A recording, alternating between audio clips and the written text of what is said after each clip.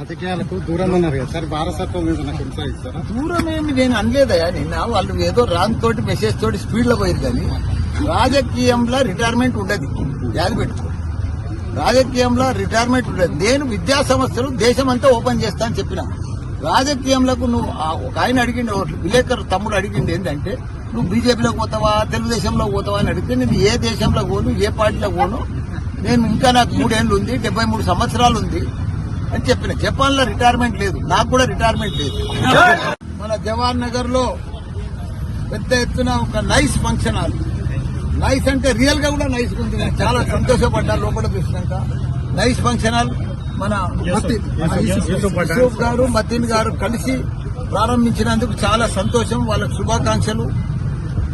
ఏది ఏమైనా జవహర్ నగర్, ఒకప్పటి జవహర్ నగర్ వేరు, ఇప్పుడు జవహర్ నగర్ వేరు. నాకు చాలా సంతోషం అనిపిస్తుంది జవహర్ నగర్ ఎప్పుడు వచ్చినా, ఏది ప్రారంభించినా, ఏ పని చేసినా. ఎందుకంటే జవహర్ నగర్ మొదటిసారి చెప్తున్నా నాకు గుండెకాయ అని. ఎందుకంటే నిజంగా మా కేటీఆర్ గారు, కేసీఆర్ గారు చాలా అభివృద్ధి చేసింది జవహర్ నగర్.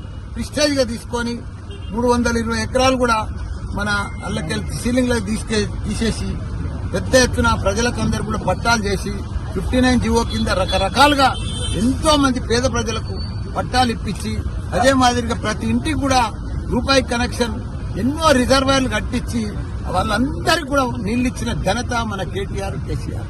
ఇప్పుడు చూస్తే ఒక పట్టణంలో అయిపోయింది. ఇప్పుడు మనం ఈ మెయిన్ రోడ్ చూస్తే మనకు అద్భుతం అనిపిస్తుంది. ఎందుకంటే హ్యాబిట్స్ మాదిరిగా అయిపోయింది ఈ మెయిన్ రోడ్ జవహర్ నగర్. ఒకప్పటి జవహర్ నగర్ కు ఇప్పటి జవహర్ నగర్ చాలా మారిపోయింది.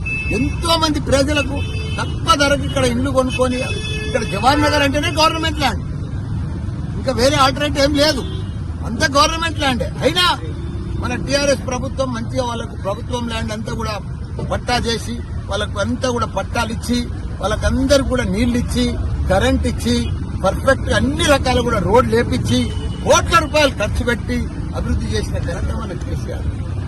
ఎందుకంటే ఇప్పుడు జవహర్ నగర్ ఒక పట్టణం అయిపోయింది, ఓ మున్సిపాలిటీ అయిపోయింది. ఇప్పుడు జీహెచ్ఎంసీలో కలుపుతాను అంటున్నారు, కానీ అది జర బాధాకరణం ఉంది.